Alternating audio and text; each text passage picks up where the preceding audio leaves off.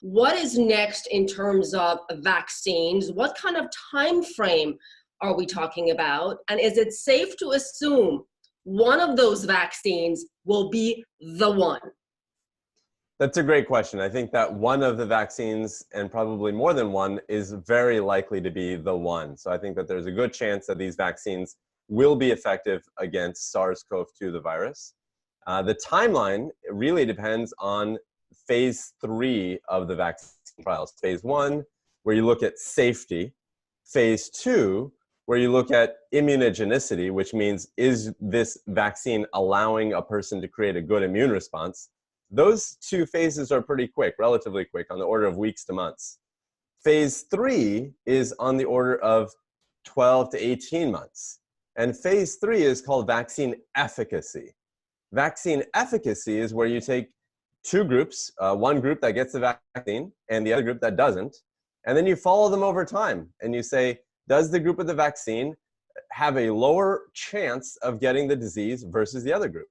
And the reason it takes so long is you have to wait and see based on natural infection rates. So let me ask you this. Everyone wants to know when. When are we going to have a vaccine? So if you were a betting man, would you say less than a year from now? No, I wouldn't. I would say if I was a betting person and I was trying to make my best bet, it would be somewhere around 1 year from today.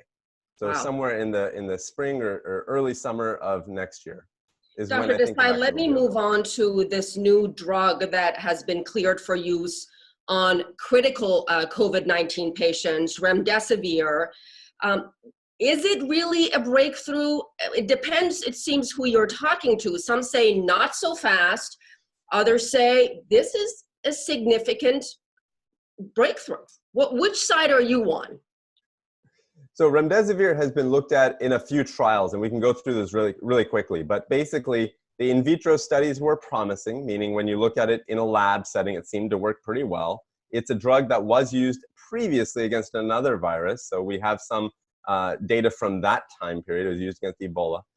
And then if you look at the studies of individuals that are essentially really, really sick, and they're using it on a compassionate care basis, in those studies, it seems like it might be helping. But you know what's funny about that, what's hard to kind of understand about that, is that in those settings, a lot of times people are on other antivirals.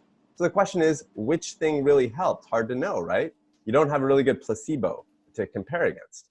Well, very recently, China put out a study in The Lancet, and this study looked at about 237 patients, and they did have a placebo arm. They actually did compare it with placebo, and in that study, it did not seem particularly effective.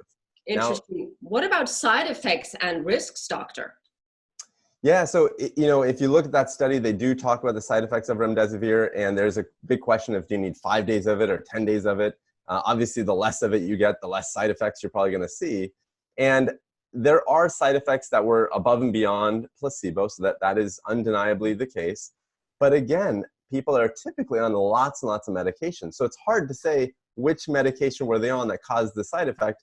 But if you compare again against the placebo arm, the side effects were larger. Now, I will say one final thing. I think that what we're going to start seeing more of is more large trials. And as we get larger and larger trials, we're going to get a better sense of does Remdesivir work? And does Remdesivir work alone? Maybe there's a combination of drugs that you should be thinking about, not just one drug by itself. All right, Dr. Rishi Desai, thank you.